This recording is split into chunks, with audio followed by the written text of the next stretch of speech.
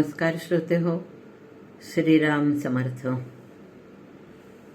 आज आपण हरिविजय ग्रंथाचा 19वा अध्याय बघणार आहोत। आपण 18व्या अध्यायात पाहिलं की अक्रूर गोकुळात जाऊन कृष्णाला मथुरेला न्यायला निघाला आणि मथुरेच्या वेशी बाहेरच्या उपवनापर्यंत येऊन पोचला आणि कृष्णाने सांगितलं की आजचे दिवस आम्ही इथेच राहू, तुम्ही पुढे जाऊन कौसाला खबर द्या की आम्ही आलोय। नंद, सगळे गवळी आणि कृष्ण आणि बलराम। आता 19व्या अध्यायात काय होतं बघूया। आपल्या प्रथेप्रमाणे प्रथम आपण 5 ओव्या वाचूया। श्री गणेशाय नमः। जय जय श्री कृष्ण आत्मया रामा। उपाधिरहिता पूर्णब्रह्मा, मंगलरूपा मंगलधामा, पूर्णकामा सर्वेशा। अमंगल हे माझी काया, मंगल नाम तुझे यदुराया।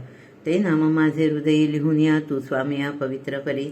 जैसा कागद खरकटा जाणो, त्यासी न शिवती सवळे ब्राह्मण। त्यावरी तुझे नाम करिता लेखन, मग पूजन हृदयी धरती हो। तैसे हे अमंगल शरीर, शुक्र शोणित मिश्रित पवित्र। अस्थि मांस मळमूत्र, येणे करुणी भरलेसे। अनंत जन्मीच्या पापे घोळिले, काम क्रोध लोभे खरकटले। श्लेष्म दुर्गंधीचे ओतिले, कृमीचे भरले सदन हे। श्रीकृष्णाची स्तुती करताना श्रीधर कवी म्हणतात की तू तर मंगल रूप आहेस, मंगलधाम आहेस, पूर्ण काम आहेस आणि माझी काया पूर्ण सगळे अमंगल आहे। म्हणजे माझीच काय, सर्वांची काया ही अमंगलच असते ना, पण तू तुझं नाव माझ्या हृदयात लिहून दे मला आणि त्यामुळे माझा देह पवित्र कर। तुझं नाव हृदय लिहिलं गेलं तर मग सगळं जसं दासबोधात सगळं शरीराचं वर्णन समर्थाने जे केलं आहे तसंच इथे वर्णन आहे। आपण 5 ओव्या वाचल्या, पण त्याच्या पुढच्या 7-8 ओव्या तशाच आहेत की हे अमंगळ शरीर आहे, ते शुक्र शोणित मिश्रित अपवित्र आहे, अस्थि मांस मळमूत्र यांनी भरलेलं आहे।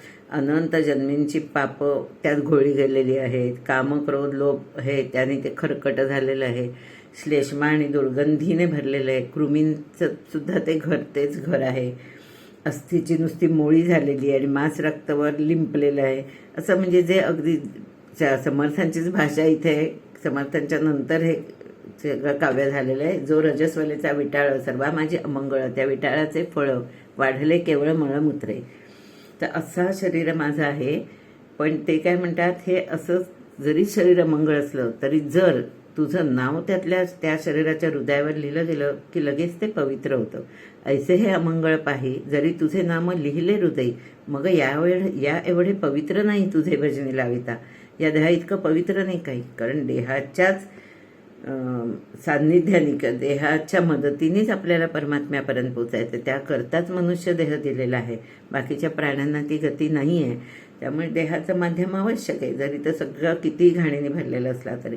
आणि पण तो म्हणूनच त्याची घाण पवित्र कशी होणार, तर जेव्हा तुमच्या हृदयात नाम कोरलं जाईल, तुमच्या मन बुद्धी चित्त अहंकार सर्वात नाम भरेल, तर आपोआप त्याची शुद्धी होईल।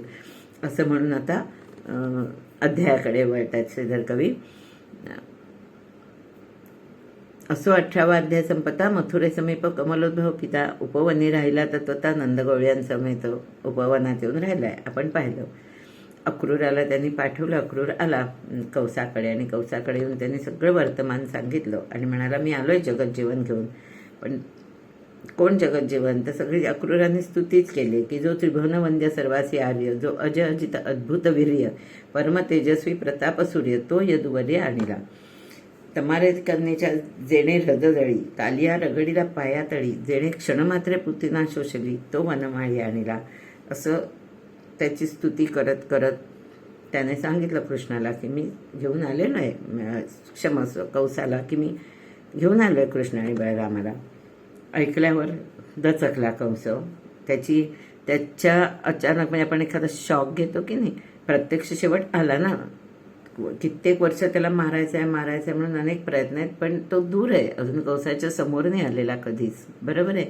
आता तो प्रत्यक्ष मथुरेत पोचला, मथुरेच्या वेशीत आहे हे म्हटल्यावर त्याला जो काही शॉक बसला ना, तो असा होता की त्या शॉकने म्हणजे शरीरात एखाद्या धक्क्याने माणसाच्या मनात ज्या विषयाचा धक्का असतो तो विषय बघा शरीरभर भरतो, आपण त्याला वेड लागलं म्हणतो, तसं इथे झालं की दचकले कौसाचे अंतःकरण, बुद्धिचित्त हंकृती मन कृष्णरूप झाले. कृष्ण हाच विचाराचा सगळ्या शरीरात शिरला. म्हणजे त्याची सगळी ही चित्त, बुद्धी, अहंकार, मन, क्षमस्व, अंतःकरण हे सगळं कृष्णरूप झालं. कौसाला म्हणजे हरिपीचंच लागलं म्हणे. सगळे पदार्थ त्याला हरिरूप दिसायला लागले. बघा, म्हणजे जसं रावणाचंही शेवट तसंच झालं होतं ना, तसं कौसाचं आहे. आणि ज्यांनी कोणी महाभारत सिरियल पाहिली असेल तर आणि आठवत असेल तर कौसाचं ज्यांनी काम केलं त्याने कामही खूप सुंदर केलेलं आहे. कलाकाराचं नाव आठवत नाही, पण ते त्याने इतकी सुंदर की तो जिथे बघतो तिथे त्याला कृष्ण दिसतोय, नसला तरी तो दिसतोय. तर त्याचं वर्णन अक्षरशः या हरिविजयमध्ये आहे की कृष्णरूप आसन वसन, कृष्णरूप दिसे भूषण, भगवते सेवक स्वजन, दिसते कृष्णरूप. आजूबाजूला जे दिसतात ना त्यांच्यात त्याला कृष्णाचा चेहरा दिसायला लागला. आंघोळ करायला गेला तर त्याच्या पाण्यामध्ये त्याला कृष्ण दिसला. आंघोळ करून त्याला कपडे करायला गेला तर त्याच्या वसनात त्याला हरी दिसला.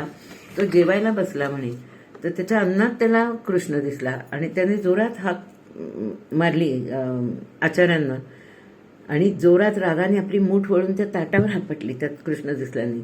सगळं ताट अन्न विखुरलं सगळीकडे आणि ओरडायला लागलं की तुम्ही मला मारण्याकरता ह्या अन्नात कृष्ण मिसळलायत का म्हणे. मग म्हणे विडा बनवणारा येऊन विडा द्यायला आला. त्याने विडा मुद्दाम उघडून पाहिला. संशयाने भरला तो. विडा खायच्या आधी उघडला, तिथे कृष्ण दिसला. मग म्हणाल तुम्ही मला मारण्याकरता केलायत का, तुम्ही माझे सगळे सेवकजन माझ्या विरुद्ध फिरलात का. मग त्याला आरसा दाखवला, आरशासमोर गेला. हे हा शॉट त्या सिरियलमध्ये आहे की तो आरशासमोर आला तर आरशात त्याला स्वतःच्या ऐवजी कृष्ण दिसला. म्हटलं त्यांनी रागाने आरसा फोडला. हे चित्र बघितल्यावर सगळे ते सेवक पण हसायला लागले. म्हणजे थोडक्यात काय त्यांना वाटलं तर याला वेड लागलं, थोडक्यात सांगायचं तर.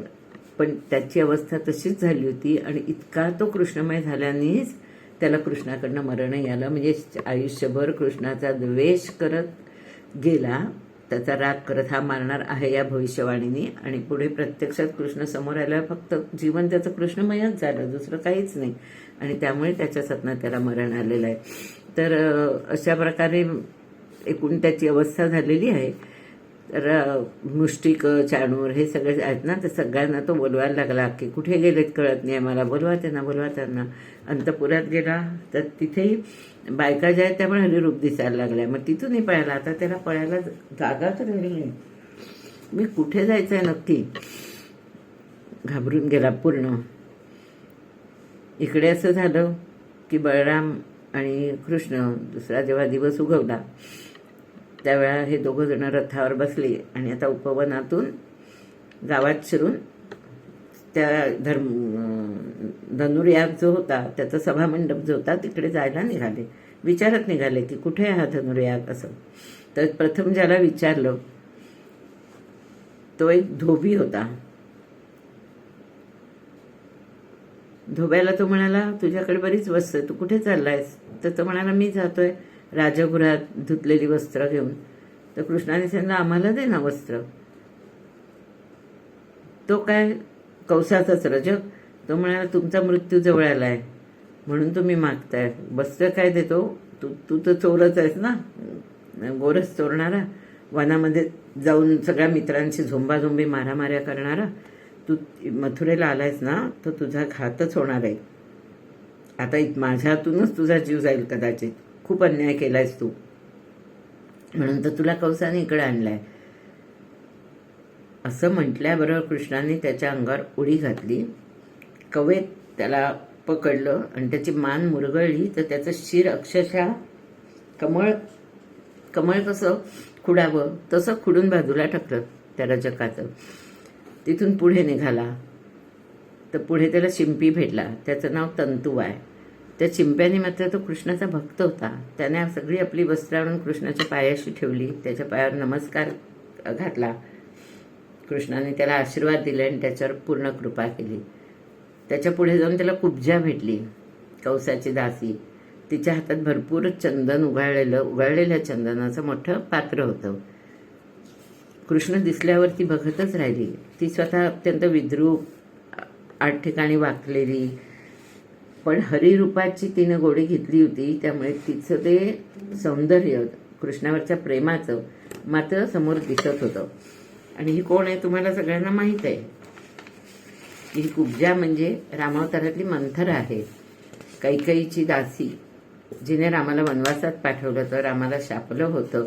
आणि त्यावेळी रामाला क्षमस्व श्रोतेव, तिने रामाला वनवासात पाठवलं होतं, तेव्हा रामाने तिला शापलं होतं की तो वाकडी होशील, तुझं शरीर वाकडं होईल सर्वांग. मग ती पायाला लागली, तिने क्षमा मागितली. तेव्हा त्याने सांगितलं की तू कंसाची दासी होणार आहेस माझ्या पुढच्या जन्मात, आणि त्याच्या वधाला त्याला मारण्याकरता जेव्हा मी येणार आहे मथुरेत, तेव्हा मी तुझा नक्की वाटेत उद्धार करेन, असा शब्द देतात. आणि म्हणाले तर ती आता भेटले ते, त्याने चंदन मागितलं कृष्णाने तिच्याकडे. तर तिने ते चंदन म्हणाले मी देत नाही, मी तर तुमच्या सर्वांगाला लावून देते, कारण तिच्या मुखात सतत हरिनाम आहे, सतत हरिनाम आहे. तर तिने ते चंदन सगळं कृष्णाला लावून दिलं अंगाला आणि पाया पडली. आणि ती पाया पडल्याबरोबर कृष्णाने काय केलं, 8 ठिकाणी वाकलेली, तिला तो साष्टांग घालता येत नव्हता, तेव्हा कृष्णाने तिला हाताला धरून उठवली आणि आपला पाय तिच्या शरीराला लावला. परीस लागता क्षणी जसं लोहाचं सोनं होतं, तशी त्या क्षणी ती दिव्य शरीर तिला प्राप्त झालं.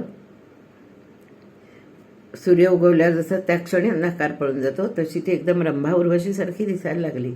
आणि अत्यंत मंजूळ आवाज तिचा, आणि ती त्याचं मुख न्याहाळतच बसली.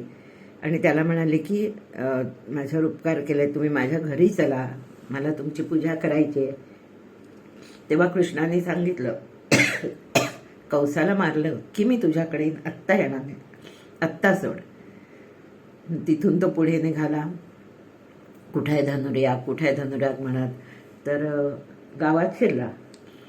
गावात शिरल्यावर तिथल्या ज्या मथुरेतल्या गोपी होत्या त्या इतक्या सद्गत झाल्या, त्यांना ऐकून होतं ना, कारण ह्या गोकुळातल्या गोपी इथे दही दूध विकायला यायच्या, त्यांच्या भेटी व्हायच्या, त्यामुळे कृष्णाबद्दल खूप ऐकलेलं होतं. त्यामुळे नुसतं त्यांना कृष्णाला कळलं आणि त्या ज्या धावत सुटल्या, त्यांची अवस्था त्या गोपींसारखीच झाली की कोणी जेवत होत्या हातात घास घेऊन धावल्या, कोणी केशर कस्तुरी मिळते पाण्याने आणि शिकेकाईने डोकं चळस होत्या तशाच निघाल्या.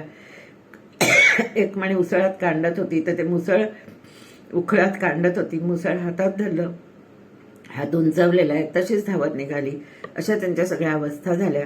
पण त्या सगळ्या येऊन कृष्णाच्या पायी लागल्या, फुलं वाहिली आणि त्याचं दर्शन घेऊन त्या सगळ्या तृप्त झाल्या. थोडक्यात काय, ह्या गोपींची सुद्धा गोकुळातल्या गोपींसारखीच अवस्था झाली.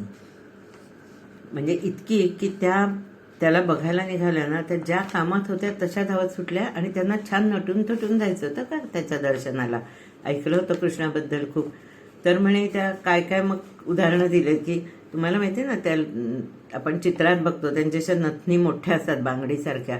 तर म्हणे त्याने नाकात जे घालायचं होतं ते पायात घातलं घोट्याजवळ, कोणी चेहऱ्याला काजळ लावलं, डोळ्यात कुंकू घातलं, आणि कोणी म्हणे जसे कपडे करत होत्या निऱ्या हातात तर तशाच घेऊन धावल्या. म्हणजे वेड्या पिशाहून कधी एकदा त्याला बघतो. पण अर्थात श्रीधर कवीने इथे पुढे जाऊन एक छान आध्यात्मिक दृष्टांत दिला की या वेगवेगळ्या गोपींच्या धावण्याला. म्हणे एक म्हणे भक्तीच्या अंगणात जाऊन उभी राहिली दिसतं का बघायला, दुसरी म्हणे साधनेच्या मंदिरात चढली की तिथून नक्की दिसेल, तिसरीने ध्यानाचं गवाक्षद्वार झरोका, ध्यानात असं आपण अगदी आत डोकवायचं असतं असं म्हटलं जातं की नाही, तसं ध्यानाच्या झरोक्यातनं कृष्ण दिसतो का पाहिलं, एक लय लक्ष लावून त्यात तो दिसतोय का बघितलं, एकीने म्हणे पटकन प्रेमाची शिडी लावली आपल्या घराच्या गच्चीत ती सुद्धा, आणि तिथून तो दिसतोय का पाहिलं.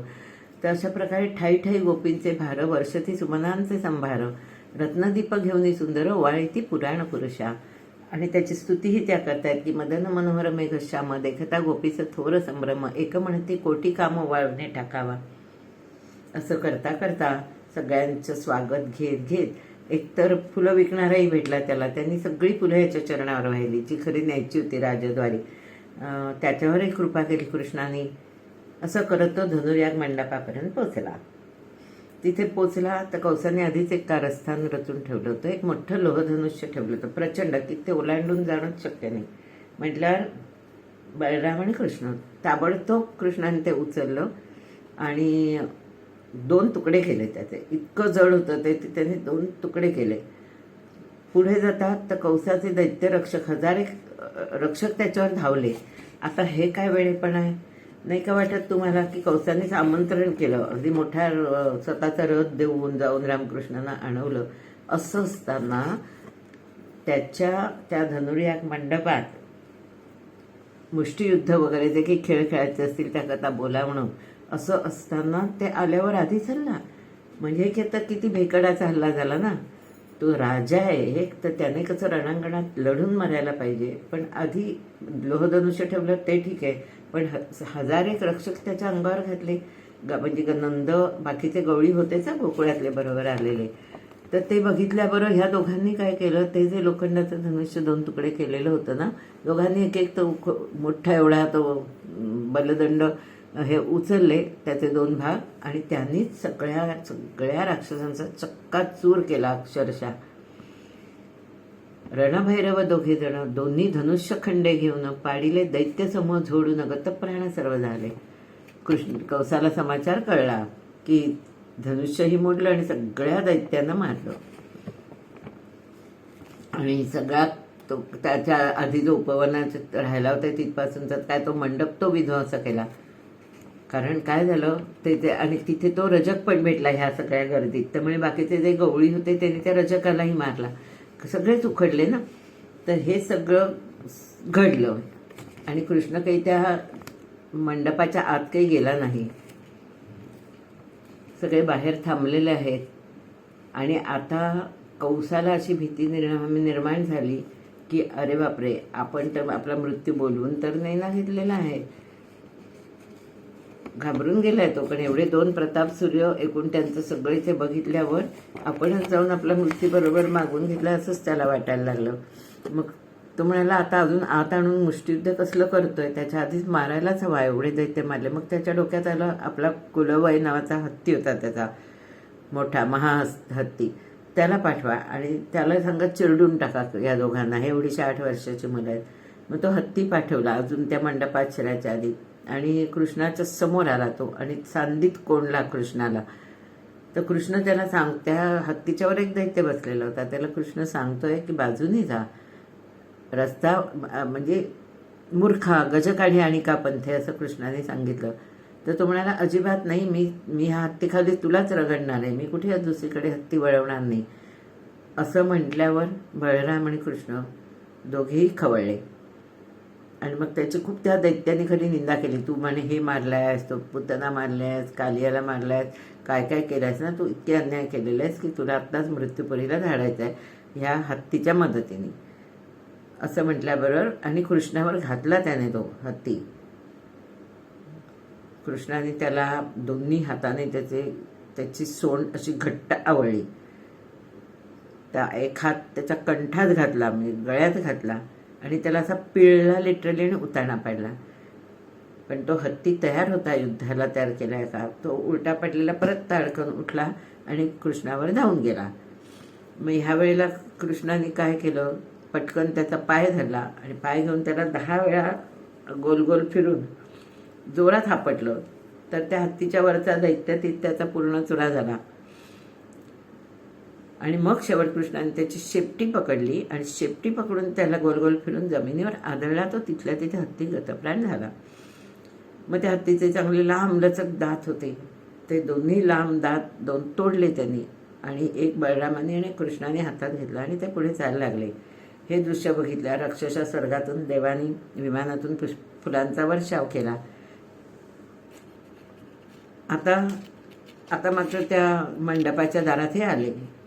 हा घाबरलेलाच आहे कंस. मल्ल आहेत तिथे आत असं कळलं आणि त्या मल्लांशी युद्ध करायचं आहे.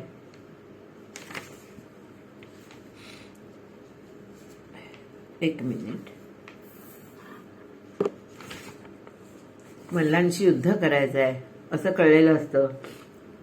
कृष्ण म्हणतो येऊ देत कोण कोण समोर येत आहेत ते बघतो तरी, असं करून 2 जण असे त्या सगळ्या मल्लांकडे बघत बघत 8 वर्षाचे आहेत. कल्पना करा, असे अजून ताठ चालतायत आणि खांद्यावर गदेच्या ऐवजी तो हस्तीचे दंत घेतलेले आहेत.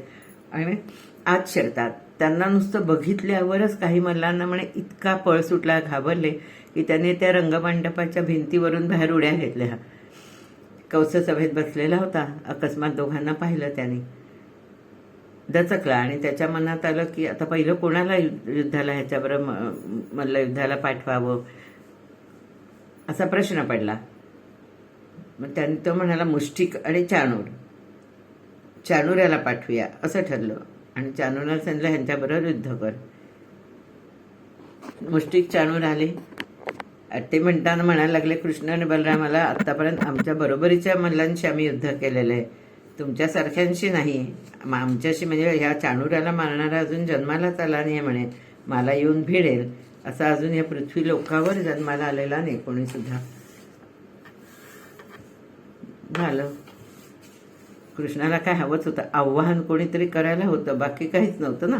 कृष्ण आणि बलराम दोघं, म्हणजे बलराम मुष्टिकाला भिडला आणि कृष्ण चाणूराला, आणि मग त्यांची भरपूर वेळ म्हणजे मुष्टियुद्ध झालं, एकमेकांना हाणाहाणी जी म्हणतात ना तशी झाली. त्या मुष्टिप्रहराचा आवाज इतका होत होता की म्हणे सप्त पाताळं दणाणली आणि बरोबर वर्मावर ते मुठी मारत होते, बरोबर हृदयावर मुष्टीचा घात करत होते. आणि बळीरामाने शेवट त्या मुष्टिकाच्या हृदयावर असा घाव केला आणि त्याला शिवायवर उचलला आणि आपटला की तो तत्क्षणी एखादा पिकलेला फणस तुटावा ना तसा जमिनीवर पडून चूर झाला. तसंच इकडे कृष्णाने चाणूराला मारलं, त्याला उचलला आणि जमिनीवर आपटून त्याच क्षणी मारला. आता हे सगळं दृश्य बघितल्यावर उरलेले मल्ल सगळे पळायलाच लागले की अरे मरण कोणाला बोलवायचं हवं आहे. पण तेवढ्यात कंसाने शल आणि रुजा दुसरा शल आणि वोशल नावाचे 2 होते मल्ल, त्यांना पाठवलं. त्यांनाही कृष्णाने बलरामांनी तत्काळ मारलं. तर हे सगळं बघितल्यावर आता कंसाला असं वाटायला लागलं नाही म्हणजे मी ह्याच्याशी आता लढू शकेन असं वाटत नाही, तर आता काय करावं. म्हणून त्याने एकदम रागाने सगळ्या आपल्या सैन्याला अशी आज्ञा दिली, ताबडतोब निघा, तिकडे जाऊन वसुदेव देवकीला मारून टाका, उग्रसेनाला मारा आणि इथे आजूबाजूला जेवढे गवळी आहेत आणि नंदासकट सगळ्या गवळी आणि यादवांना तुम्ही संपून टाका, त्यांचा वध करा. आता ही आज्ञा समोर कृष्ण आणि बलराम उभे आहेत, पण स्वतः घाबरलेला कंस उतरून युद्धाला याच्याऐवजी त्याने आपल्या सेवकांना अशी आज्ञा दिली. मग मात्र कृष्णाचा धीर सुटला. त्याने आपल्या असलेल्या जागेवरूनच, उच्चासनावर कंस बसला होता ना, आपल्या जागेवरूनच त्या कंसाच्या आसनाशी जाऊन उडी घेतली आणि त्याला धरून तिथल्या तिथे जमिनीवर पाडला. आणि नुसता पाडला नाही, पहिल्या एका मुष्टिघातातच हृदयावर बरोबर करून त्याला मारला. तत्काळ प्राण कंसाने सोडले म्हणे, अशुद्धाचे पूर लोटले म्हणजे रक्ताचे पूर लोटले, कंसाने प्राण सोडले. पण बघा श्रीधर कवी म्हणतात की पूर्ण उदार पूर्ण आनंद कंद, कंसाचे दिधले निजपद, भक्ता अभक्ता मुकुंद एकाच गतीने वागवतेसे. परिस पूजवणे लोह लाविले ते तत्काळ सुवर्ण झाले, एके परिसासी मारिले लोहगण घेऊन या तोही तत्काळ केला सुवर्ण. तसं इथे अभक्त असो का सद्भक्त असो, कृष्णाचा न्याय सगळ्यांना सारखा आहे. जे त्याचं स्मरण करतात त्यांना त्यांनी तारलंच. आणि मग कसं तर म्हणे कामे तारिल्या गोपी समजता, भये तारिले मगध जामाता, म्हणजे कंसाला भयाने तारलं म्हणे. वृंदावनीच्या पाषाणालता स्पर्श धरिले हरीने, नुसत्या स्पर्शाने पण दगड आणि सगळ्या वेली होत्या त्यांचा उद्धार केला. परम बाळहत्यारी पुतना तिस तारिले करून असताना पाना, ऐसा हा वैकुंठीचा राणा समसमान सर्वासी. असो अशा प्रकारे कंसाला मारलं, सुमनांचा वर्षाव झाला. त्याला थोडक्यात मथुरेत कृष्ण शिरला आणि तिथले दुष्ट जणू सगळे पळून गेले, नाहीसे झाले मथुरेतले. जैसा हृदय ठसावता बोध, सहपरिवारे पळती कामक्रोध, तैसा मथुरेसी येता जगदंकुर कंद, दैत्य ओघेची पळाले. श्रीकृष्णाचा म्हणे मोठा श्रीकृष्ण म्हणजे एक असा वारा सुटला की त्यामुळे मोठे जे पाण्याने भरलेले मेघ होते ते विरूनच गेले त्या वाऱ्यापुढे. अशा प्रकारे कृष्णाला जे खरे भक्त होते मथुरेत, जे उरले होते, दुर्जन होते ते पळाले होते, जे सज्जन उरले होते, प्रजा लोक जे होते ते सगळे शरण आले. त्याच्या सगळ्यांनी त्याच्या पायावर मस्तक ठेवलं आणि कृष्णाने पहिली आज्ञा केली की ताबडतोब कंसाचं सगळं पुढचं उत्तर कर्म करा, उग्रसेनाच्या प्रधानांनी येऊन ते शरीर आणलं आणि अग्नीत घातलं. त्याचं उत्तर कर्म झाल्यानंतर लगेचच बंदिशाळांचे सगळे दरवाजे तोडले गेले. उग्रसेनाला सोडवलं गेलं. तसं कारण तो त्याचा आजोळ आहे ना, आजोबा आहे, आईचे वडील. त्यांना सोडल्यानंतर ह्या दोघांनी त्यांच्या चरणावर वंदन करून नमस्कार करून आशीर्वाद घेतले. उग्रसेनाने तत्क्षणी त्या दोघांना सिंहासनावर बसवून छत्र ढाळलं सुमुहूर्त म्हणजे मुहूर्त बघून. सगळीकडे जय जयकार झाला आणि त्यांना सिंहासनावर बसवल्यानंतर ताबडतोब कृष्णाने वसुदेव देवकीला सोडवण्याकरता लोक पाठवली, स्वतःही गेला आणि दोघं आपल्या आईवडिलांच्या पाया पडले. देवकीला तर इतका आनंद झाला, तिला म्हणजे ओक्साबोक्षी ती रडायला लागली. म्हणाली की अरे तू माझ्या पोटी जन्मलास, पण मी किती एक अभागी स्त्री आहे की मी तुला ना पाळण्यात निचवलं ना दूध पाजलं, माझा जन्म व्यर्थ आहे, ना तुझं जावळच सरसावलं, हात फिरवला जावळावरनं, मी काहीच नाही केलं. असं म्हटल्यावर कृष्णाने आणि बलरामाने तिला मिठी मारली आणि सांगितलं तू हा सगळा संभ्रम काढून टाक, आता मी आलेलो आहे आणि मी तुझ्या जवळच आहे, असं तिला विश्वास दिला. त्यांना सोडवलं तिथून, त्यांना चांगली वस्त्रभूषण अलंकार दिले आणि वसुदेवाची तोवर जी दुसरी पत्नी रोहिणी जी गोकुळात आणून ठेवलेली होती ती पण आली आणि असं सगळं कुटुंब छान एकत्र आलं. हे सगळं चित्र बघितल्यावर स्वर्गातून देवांनी पुष्पवर्षाव केला. तेवढ्यात तिथे गर्गमुनी आले आणि ते म्हणाले की चला सगळ्यात पहिले ह्या दोघांच्या मुंजी करून टाका. मग दोघांच्या मुंजी करायच्या ठरल्या आणि त्यांच्या आज्ञेने उग्रसेनाने अत्यंत थाटामाटात 4 दिवस सोहळा करून दोघांच्या मुंजी केल्या. आणि तो सगळा प्रसंग किंवा तो सोहळा झाल्यानंतर नंद आणि सगळे गोकुळवासी होते ते परत निघाले. त्यांना छान मानपान करून निरोप दिला गेला. ते गोकुळात आले. गोकुळात जायच्या आधी फक्त नंद सारखा कृष्णाला म्हणाला की आता तुला सोडून मी जायचं का, तुला सोडून मी गेलो तर मला माझ्या मुखाला काळं फासतील रे, मी यशोदेला काय उत्तर देऊ तुला न घेऊन आलो तर, सांग बरं. तुझ्या वेळी सगळं घर भणभणीत असेल, आम्ही तर दोघं प्राण देऊ तुझ्याशिवाय. अत्यंत हळवा झाला कृष्ण, पण त्याने सांगितलं की असं नका बोलू हो, मी तुमच्या बरोबरच आहे, तुम्ही ज्या क्षणी आठवण कराल तेव्हा मी तुमच्याबरोबर आहे. तुम्ही जा आणि तिथे अगदी सुखात नांदा, माझ्यावर विश्वास ठेवा, हरिचरणी ठेवणी मन. मग हे त्याची आज्ञा झाला. हरिचरणी ठेवणी मन वर्तती गोकुळीचे जन, असो मथुरेत जगज्जीवन. पाहता जन सुखरूप, दोन्हीकडे त्यांनी लोक सुखरूप केली थोडक्यात. मग अक्रूराने त्याला आपल्या घरी नेऊन त्याची पाद्यपूजा केली आहे. नंतर कुब्जेनी आपल्या घरी नेऊन त्याची पाद्यपूजा केलेली आहे. अशा प्रकारे सगळ्यांचे मनोरथ पूर्ण करत आता कृष्ण मथुरेमध्ये म्हणजे जणू राज्यावर उग्रसेन बसलाय, पण राजपुत्रांचा सन्मान मिळावा तसा कृष्ण बलरामाला मिळाला आणि तो तिथे नांदू लागला आनंदात. आता इथे त्याचे 2 मित्र कोण झाले बरं, उद्धव आणि अक्रूर. म्हणजे जसे तिकडे पेंद्या आणि सगळे होते ना, तसे इथे उद्धव आणि अक्रूर इतके घट्ट मित्र झाले की असं म्हटलं, उद्धव आणि अक्रूर हरीचे आवडते निरंतर, यासी क्षणभरी श्रीधर न विसंबेची सर्वथा. एका पंक्तीसी भोजन, एकाची मंदिरी शयन, एके ठाई करीती क्रीडन, दोघाविण काहीच न करी. अशा प्रकारे सगळा आनंदी आनंद झालेला आहे दोन्हीकडे. आणि इथे ह्या हरिविजय ग्रंथाचा पूर्वार्ध संपलेला आहे. हा पूर्वार्ध अति गोड आहे आणि ह्याहून उत्तरार्ध जास्त गोड आहे. तेव्हा तुम्ही ती गोडी चाखण्याकरता तयार राहा. संस्कृतमध्ये जो हा ग्रंथ आहे मूळ, तो म्हणजे जणू ऊस आहे आणि सगळ्यांना कळावं म्हणून त्या ऊसाची पिळून साखर करून मी तुम्हाला खाऊ घालतोय असं श्रीधर कवी म्हणतात. त्याचा गोड रस तुम्ही खा आणि गोडी अनुभवा. आणि तो अजून गोड काय आहे म्हणे, जसा एखादा पेरू, पोपटाने चौस लावलेला पेरू खूप गोड असतो असं म्हणतात, तसा म्हणे यासी शुकमुख लागले. कारण शुकाने सांगितली कथा ना परीक्षिताला भागवत, आणि त्यातून घेतलेली आहे ही माहिती. तर जसे यासी शुकमुख लागले, आवडीचे आढे मुराले, संतजन सेविता धाले, आनंदले परिपूर्ण. परत ते एकदा असं कबूल करतात की मी भागवत, हरिवंश आणि पद्मपुराणातला इतिहास घेऊन ही सुरस कथा मराठीत लिहिलेली आहे, म्हणजे प्राकृतात लिहिली आहे. आपण त्याची गोडी चाखा. आणि जे निंदक असतील, अभक्त असतील, त्यांना जणू कावळ्यासारखा मुखरोग लागलाय, कावळा कसं घाणच खातो तसं असं समजून त्यांना बाजूला करा. अशा प्रकारे या अध्यायाचा शेवट होतो कंसाच्या मृत्यूने. आणि शेवटच्या ओळीत श्रीधर कवी म्हणतात, इति श्री हरिविजय ग्रंथ संमत हरिवंश भागवत परिसोत चतुरश्रोते पंडित 19वाध्याय बोढा. श्रीकृष्णार्पणमस्तु.